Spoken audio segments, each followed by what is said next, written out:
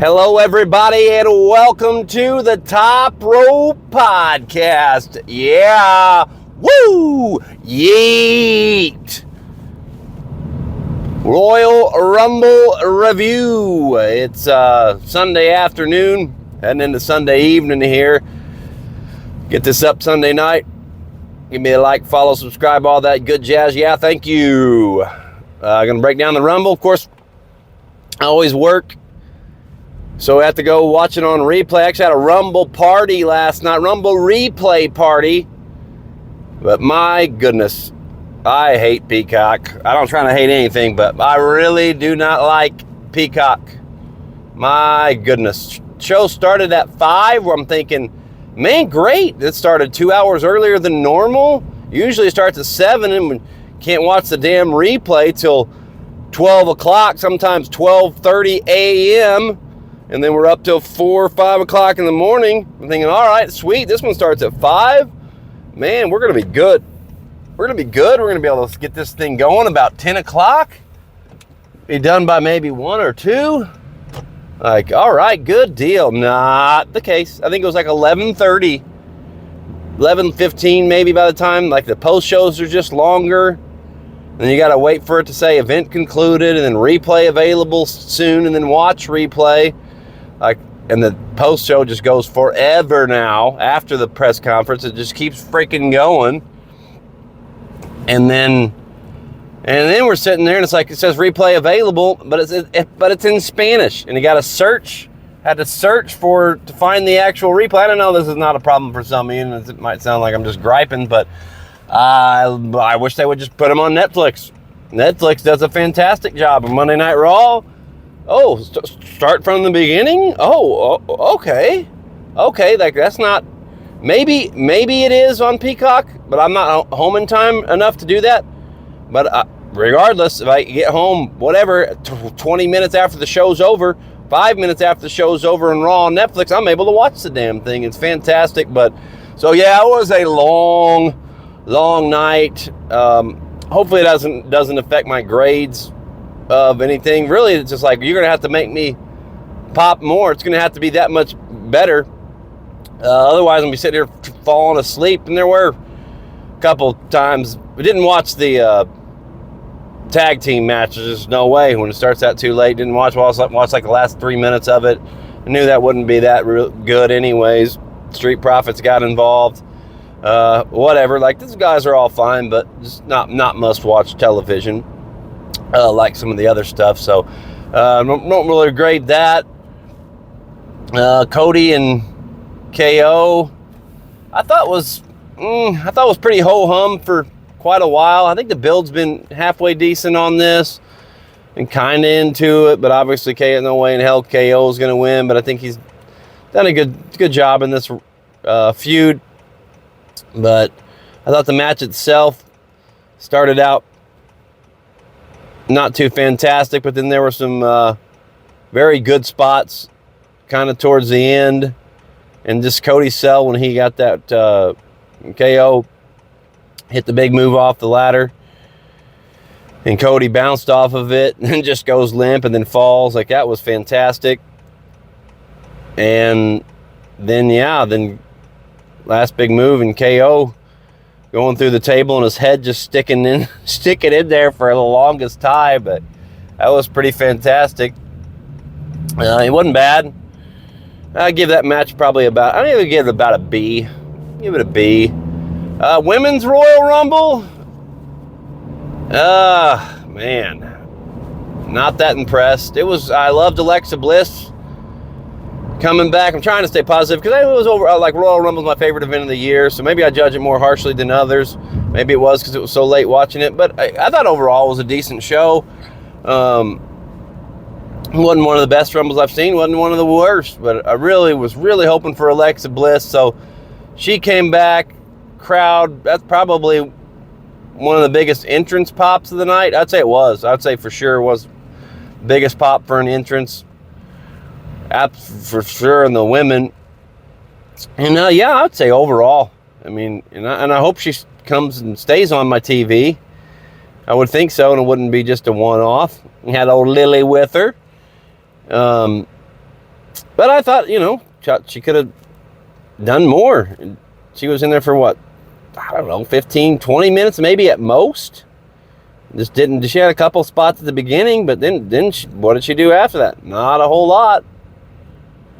And she was just eliminated in the middle of the pack. Like, if she's going to be a big star, like if she got the AJ Styles treatment, even though AJ was debuting in 2016, and he had a decent run in the Rumble, just like, man, he's a big star.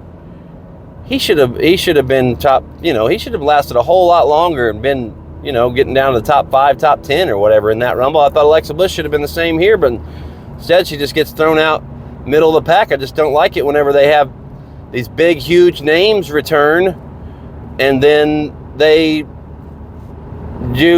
don't do a whole lot and get thrown out in the middle of the Royal Rumble, and it's kind of forgotten about except for the entrance and the return. Like, why the hell we got Nikki Bella at number 30? Get off my TV. I mean, whatever. She was fine. Back whenever she wrestled, great. I didn't mind her.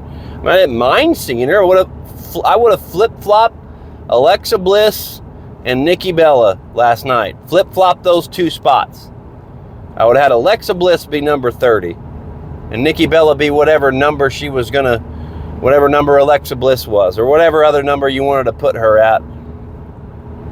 I mean, yeah, sure. Absolutely shocking in the middle of it, like, holy shit.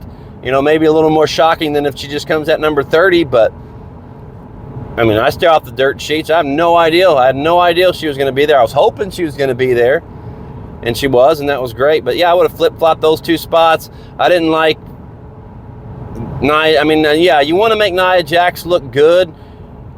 You could have had her just, she's a big dominant force. Just, have her eliminate some people in the fairly early going, throw them out, get 3 or 4 or 5 eliminations at one time with some, mid-card, low-tier women, but that's not the case. Like, sends Bianca out, and I don't even remember who all else went out. A few big names, I think, went out, and it was getting kind of close towards the end because it just set everything up. Unlike the men where you get, the stare down, there's like 4, 5, 6 of them left. The women, it's like Nia Jax just eliminates a whole bunch, including Bianca Belair. I was like, wow.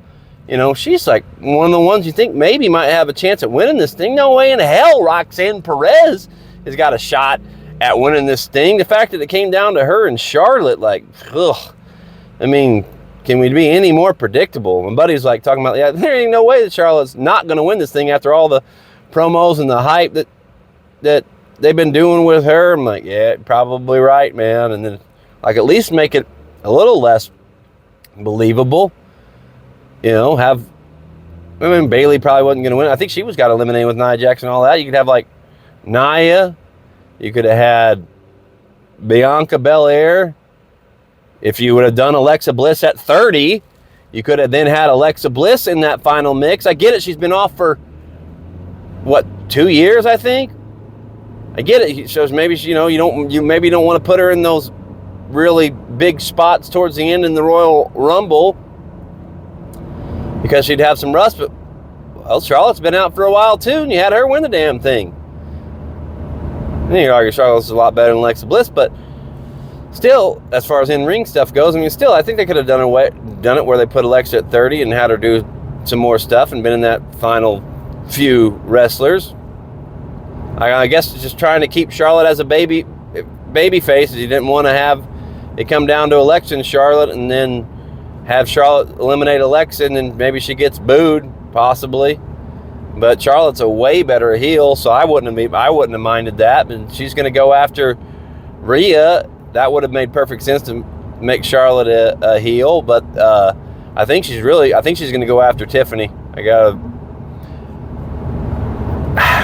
it makes more sense for her to go after Rhea and get revenge for the loss from, a couple years ago, WrestleMania, but then that would be 3 times they fought at WrestleMania. Don't necessarily want to see that. But Tiffany's been getting a lot. Tiffany's been getting a lot of cheers, though.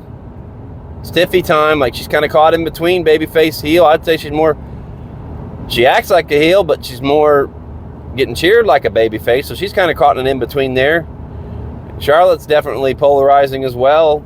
A lot of people, and when she's a face, a lot of people love her, but then a lot of people still want to boo her. So, I don't know, be very interested see what happens with all that. But let's get on to the men's Royal Rumble. As far as the women's grade, I'm going to give it a, I don't know. I love the Royal Rumble so much, though. So if I got to give it better than the ladder match. Even though, yeah, I mean, you know what? I'm going to give it a B as well, the women's Royal Rumble. B minus B, somewhere in that range.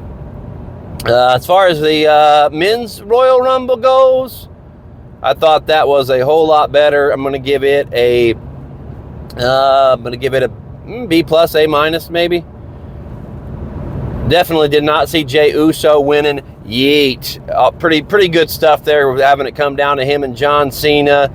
You have Punk get thrown out in the mix there, and Rollins and Roman are all right at the end. Drew was pretty close to the end too, and then you have Rollins stomping Roman's face in. Like, yes, that's transition. I mean, we're at the party or whatever. We're doing our Royal Rumble picks. You know, there was 4 of us, so everybody gets 7 spots. We bid on the last 2 spots. Very fun way to play. We had some side bets going on. It was fantastic. One of the reasons, you know, that's helped me keep loving the Royal Rumble. It's always been my favorite event, but, you know, doing numbers and stuff in the lottery, and we'll do it again with the Elimination Chamber as well. It won't be quite as good, but we're sitting there at the party, and Seth is stomping Roman's face in. I'm like, well, guys, Seth Rollins just turned heel. And I thought that was pretty great stuff. Yeah, I thought Punk might be in the, I don't know, what did he end up going out in? Because there was, yeah, they're kind of like the women where you had a bunch of guys go out at the same time. But unlike the women's, you had some stuff happen afterwards on the outside of the ring that I thought told a really good story. And setting up some future storylines. And Jey Uso's going to main event night 1 of WrestleMania and beat Gunther for the world title. Clear as day. I think that's going to happen now. And I'm totally fine with it.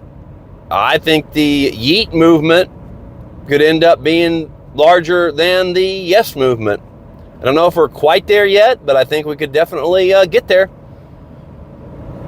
Maybe that's just because I personally wasn't that invested in the Yes movement. Just me, just personal preference. I mean, I respected it, but I wasn't the biggest Daniel Bryan fan, but I am a pretty darn big Jey Uso fan, man. And that's the only way you're going to live up to your moniker and the name of being main event, insert name here, main event Jey Uso, live up to that nickname, is go main event WrestleMania. That's how you do it. That's how you do it. He's going to get the shot now against Gunther. And I don't know, what do you guys think? Look forward to seeing that match. I think it's fine for night 1 to have Jey get his time.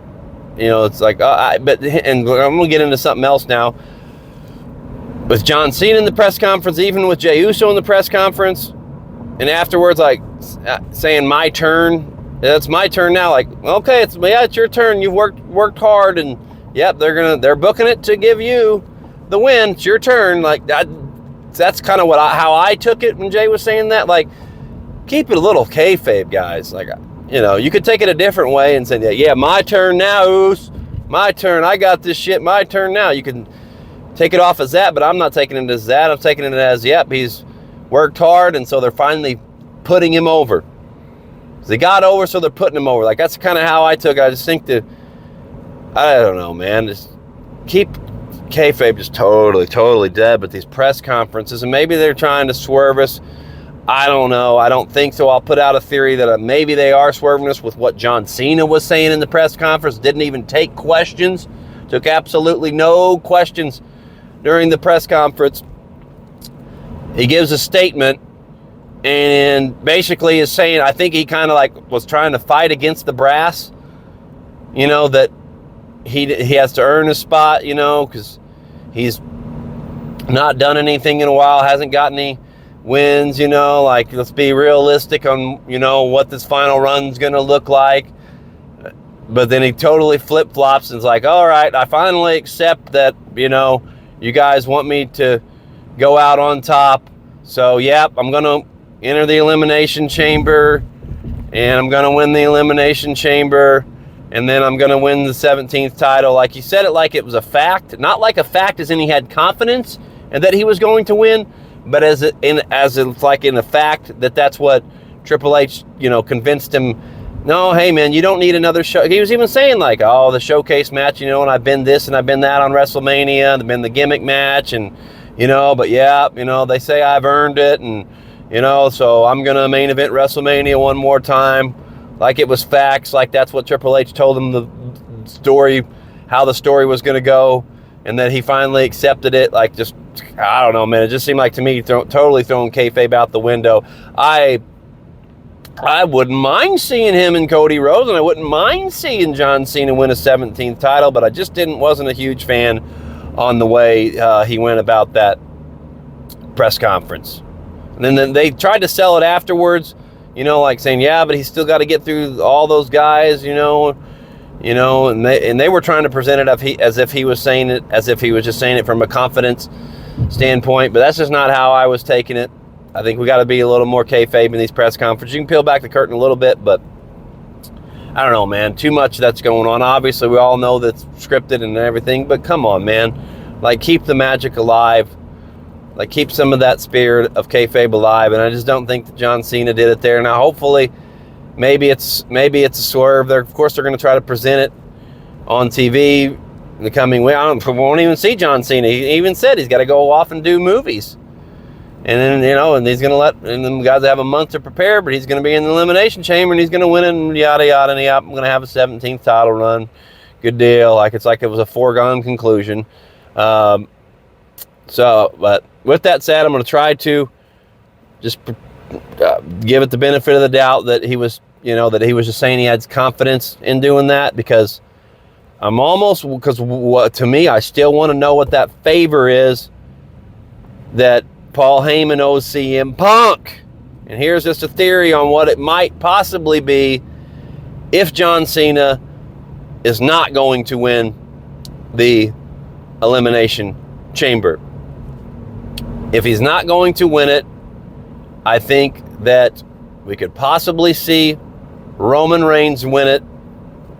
And then, I don't know, it'd be kind of a shit thing to do but he would earn it over, I'm sorry, I'm speaking out loud before I actually tell you what I'm thinking here, but be kind of a shit thing to do from CM Punk's, like a chicken shit babyface thing, like to get, if Roman wins the Elimination Chamber, and then the favor is Punk still wants to headline WrestleMania, the favor is, hey Roman, I want a match with you, and if I win, then I'm inserted into the championship match with you and Cody.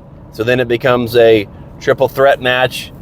I don't know, maybe somehow John Cena gets involved, make it a fatal four-way match, or maybe it's Rollins in the fatal four-way. Maybe I'm just grasping at straws here, just saying stuff, and I don't know if that makes any sense at all, but just throwing ideas out there and what that favor might be, man.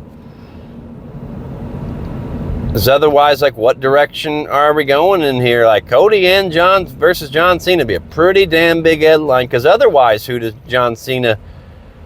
What other kind of match does John Cena have? And if that is the favor, if Roman wins and then CM Punk does ask for a match against Roman, like, how would John Cena then get back into the fold of being in that match as well?